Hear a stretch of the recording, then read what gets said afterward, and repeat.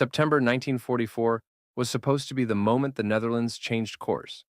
For years, Dutch railway workers had watched German troop trains move across their country, carrying soldiers, weapons, and supplies that helped keep the occupation alive. They had been waiting for a chance to strike back in a way that mattered.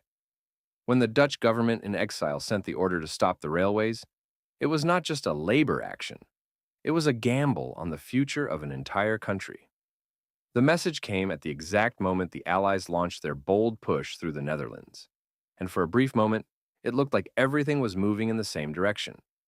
The Dutch believed the war could be shortened. They believed the Germans could be cut off. They believed that if they held their nerve for just a little longer, liberation might come faster than anyone expected. So the railway workers stopped. Trains halted across the country. Stations went silent. Dispatchers, mechanics, and conductors walked away from the tracks and into danger, trusting that the gamble would pay off. But the gamble was built on one assumption that turned out to be fatal. It assumed the Allies would win quickly. It assumed the German line would collapse. It assumed that the people who had risked everything would not be left alone inside a country still controlled by the enemy. None of that happened. The Allied offensive failed to break through. The Germans held Arnhem.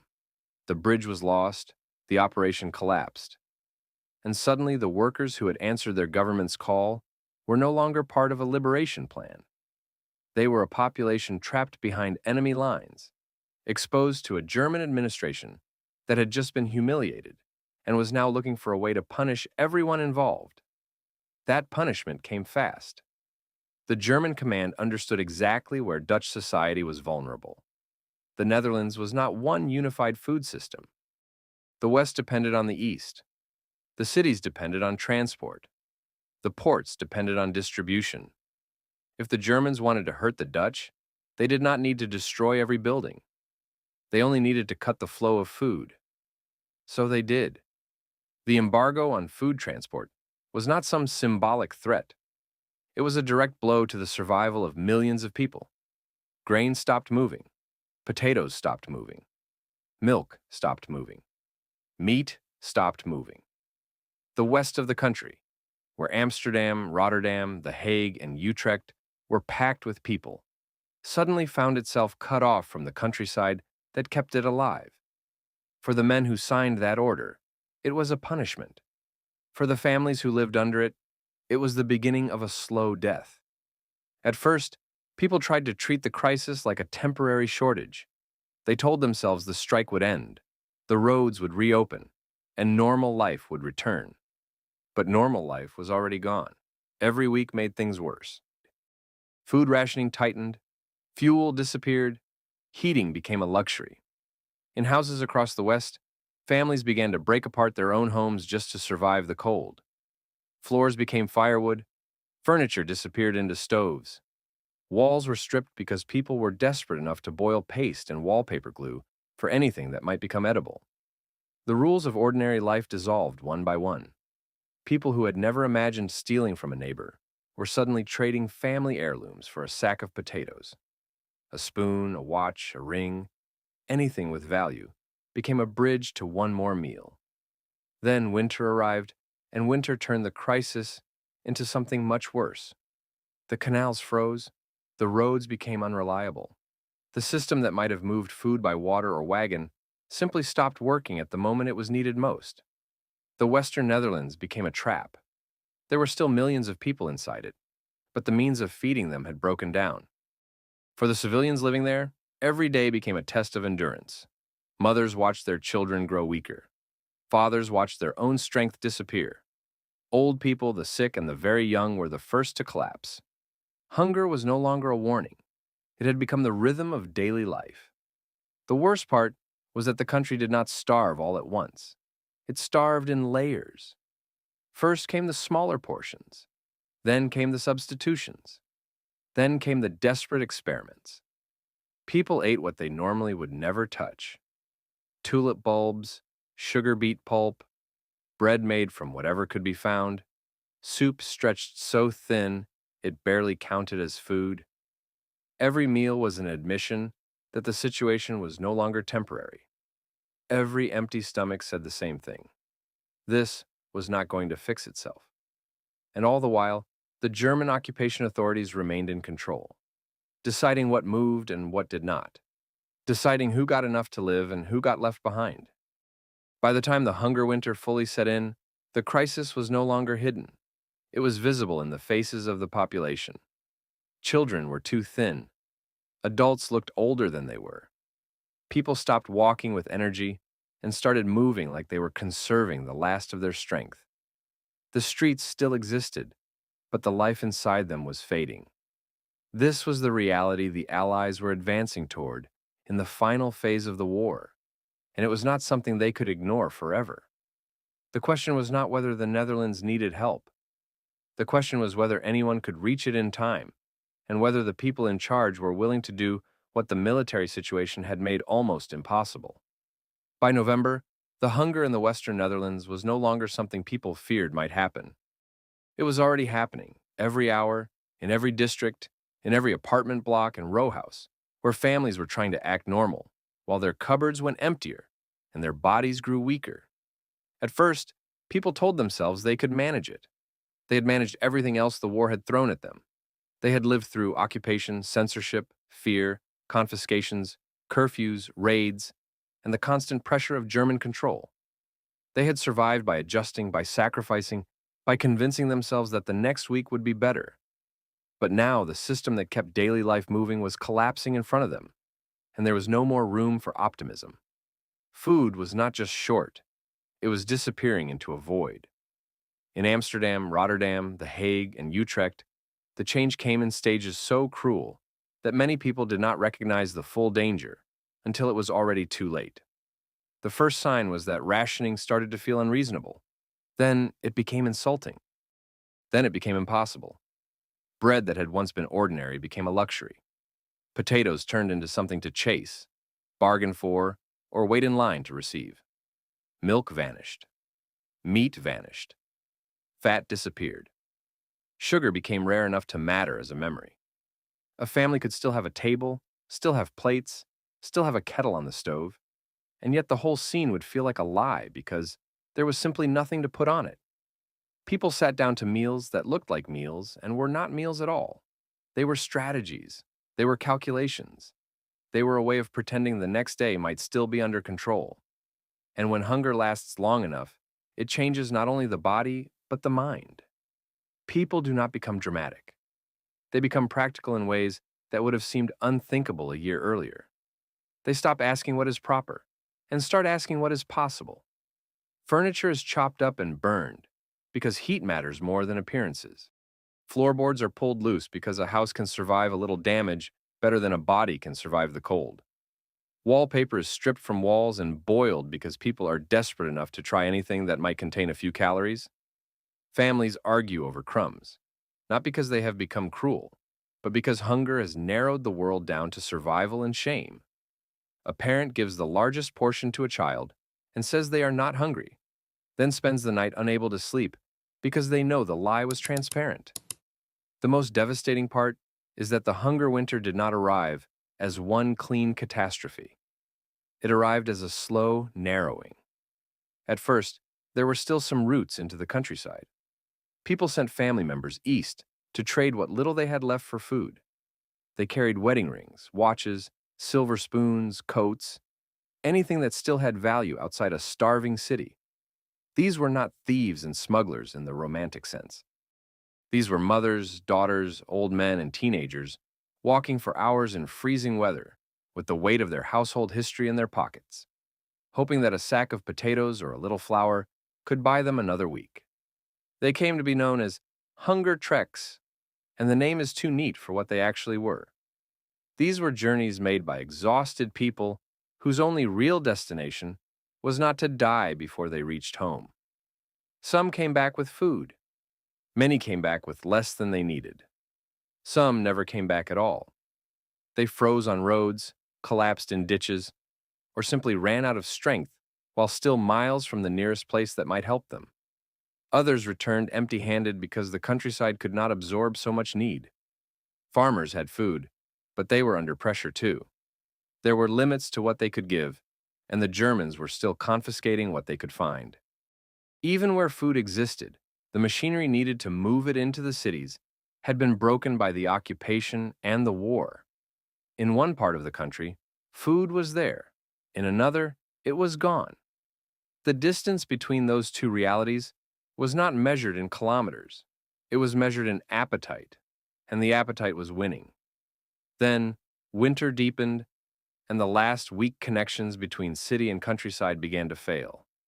The canals froze. The roads became harder to use. Fuel was scarce. Transport was unreliable. Every part of the infrastructure that might have softened the crisis was either damaged, restricted, or under German control.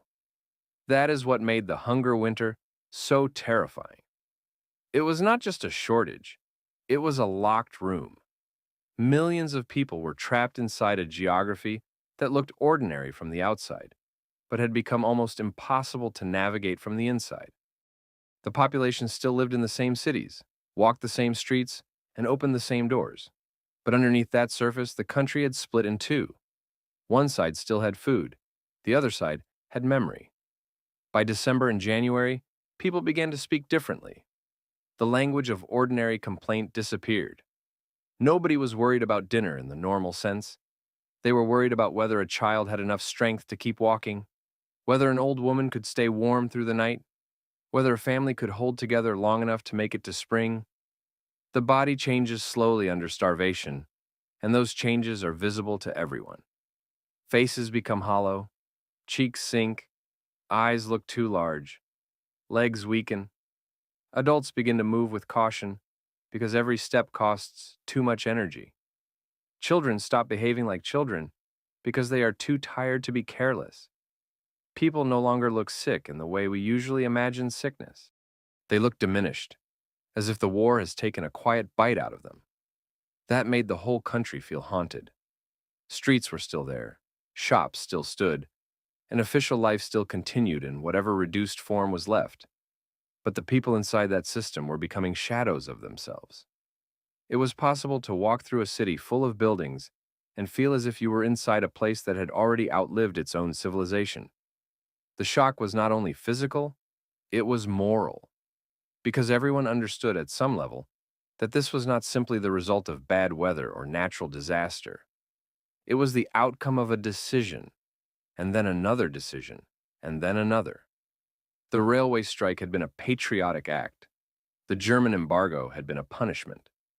The Allied response had been delayed because the war elsewhere mattered more. Each side had its reasons. And in the middle, millions of Dutch civilians paid the price. That knowledge is what made the crisis so hard to bear. People can survive hardship more easily than they can survive meaning. If suffering is random, it is unbearable in one way. If suffering is caused, it is unbearable in another. The Dutch in the West were not starving because the world had forgotten them completely. They were starving while the world knew exactly what was happening. Messages had gone out. Appeals had been made. The problem had been discussed, measured, and understood. Yet the answer kept coming back in different forms. Not now. Not yet. The armies still had to move. The offensive still had to continue. The fuel still had to go toward the front. Every truck and every plane was supposedly needed elsewhere. So the civilians waited in a country where the calendar still moved forward, but their lives did not. And that waiting changed people in ways that would stay with them long after the war ended. It taught them what desperation feels like when it is not loud but constant. It taught them how quickly a society can appear intact while its people are falling apart. It taught parents the limits of their own protection, because many of them could not feed the children they loved. It taught children something even worse, that hunger could become normal before they had words to describe it. By the time the first serious efforts to reach them began, the Western Netherlands had already crossed the line from suffering into emergency. The question was no longer whether the civilians needed help. The question was whether anyone could get that help through before the country was emptied out from the inside.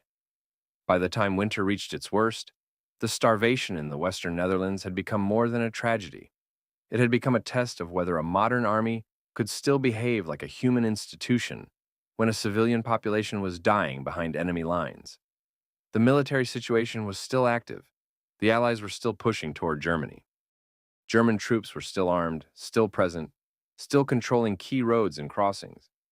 But inside the occupied West, the emergency had become so severe that even the logic of war started to look absurd. Everyone could see the same thing. A country of millions was running out of time, and yet the men in charge were still trapped in the old language of fronts, priorities, and acceptable losses. That is what makes this part of the story so tense. Nobody was planning a heroic rescue in the usual sense. Nobody was about to storm the cities and break the siege in a dramatic last-minute charge. That would have taken too long, and it would have killed too many civilians in the process.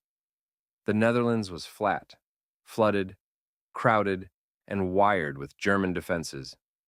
Any direct attack risked turning the very ground civilians lived on into a battlefield. So the challenge was not simply to defeat the Germans. It was to reach the starving without destroying what was left of the country. That meant every possible option was dangerous. Airdrops might work, but what if German guns opened fire? Truck convoys might work, but what if a checkpoint refused to cooperate? Negotiation might work, but what if the people you were negotiating with were lying, stalling, or waiting for the war to end before they made any promise real? That was the environment in which the first real break in the crisis began to form. It did not begin with a grand strategy meeting or a clear Allied plan. It began with uncertainty, rumor, and a message that sounded too fragile to trust. Somewhere in the background of the fighting, through resistance contacts and informal channels, there was an indication that the German commander in Western Holland might be willing to discuss food deliveries. Not surrender, not peace, not the end of the occupation. Just food. That detail matters, because it shows how desperate the situation had become. The war was still being fought, but the most urgent issue was no longer military territory. It was whether a city full of starving families could receive flour before the weak started dying by the thousands. At first, the message looked almost too strange to believe. The Germans had imposed the embargo. They had enforced the blockade. They had helped create the famine. Why would they suddenly allow food through? Why would they make any concession unless it benefited them somehow? That was the problem with every wartime opening. Even when the goal was humanitarian, the motives of the enemy could never be cleanly separated from the risk of being manipulated. A deal could be a trap. A truce could be temporary. A promise could be a way of buying time. And time was exactly what the civilians in the West did not have. Still, the scale of the crisis was now so extreme that hesitation itself became dangerous. Every week of delay meant more deaths. Every day without movement meant weaker bodies, thinner children, colder homes, more people collapsing on roads and in kitchens and doorways. So the Allies began to look for a way forward that would not require a full-scale assault. What they needed was not just authority, but verification.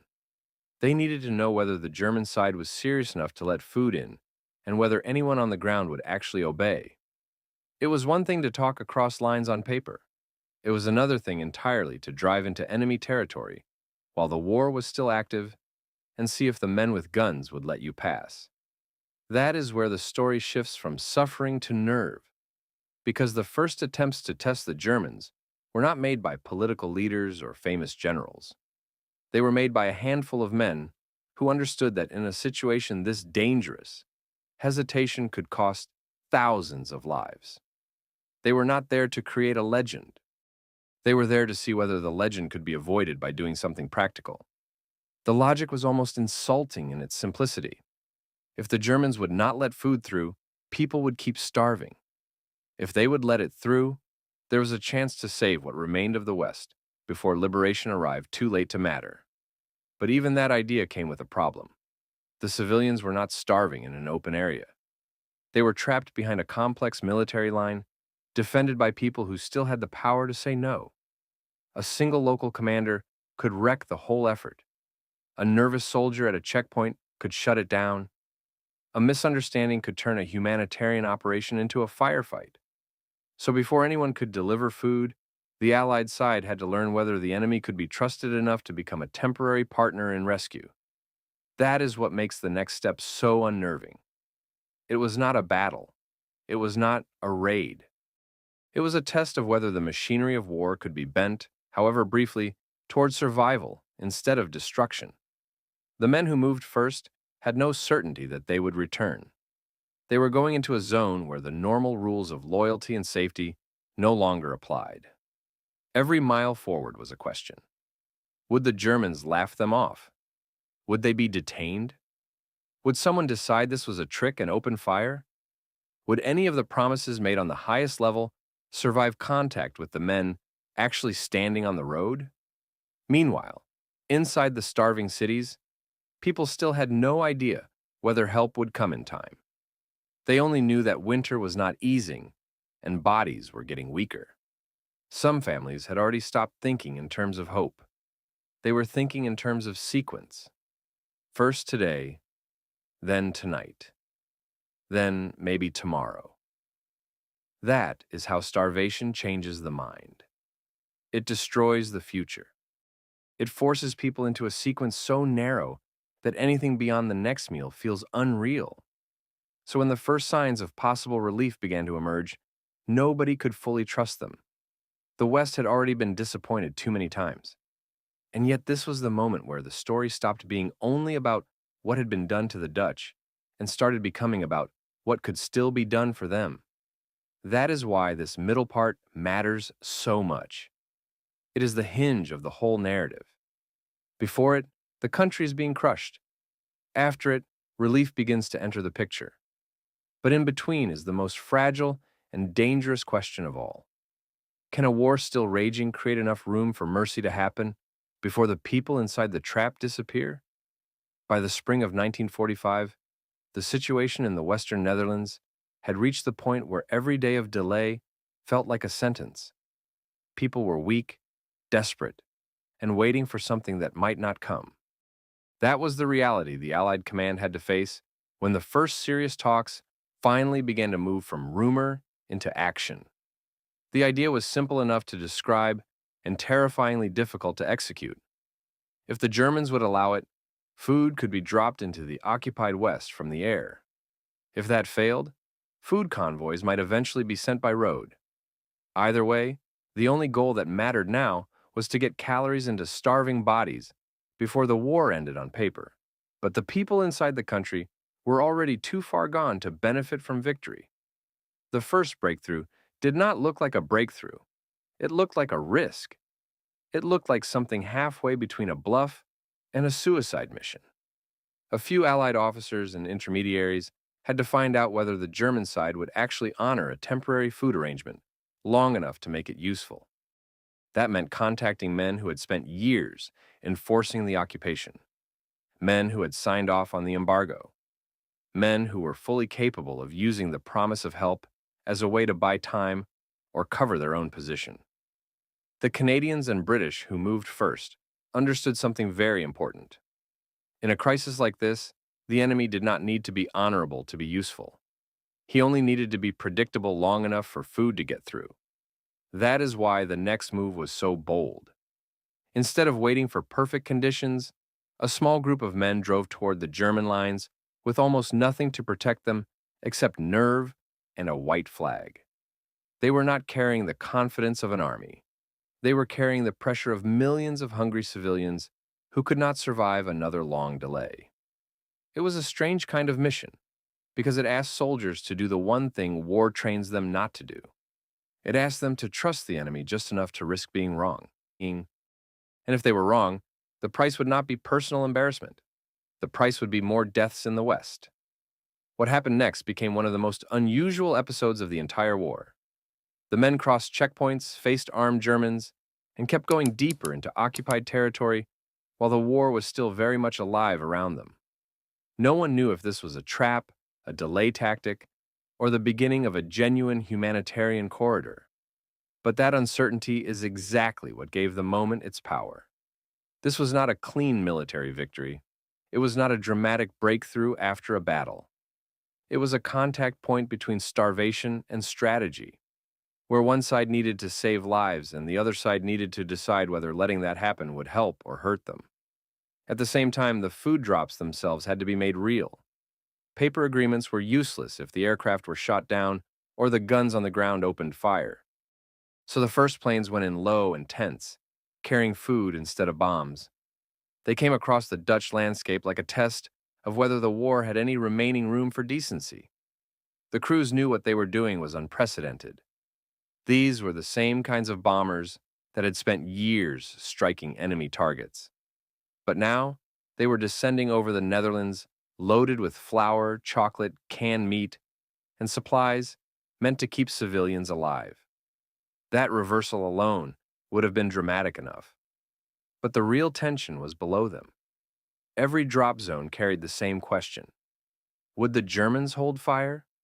They did. And that changed everything. For the people on the ground, the first food from the air was not just relief. It was proof that the outside world had finally reached them. But it also revealed a deeper problem.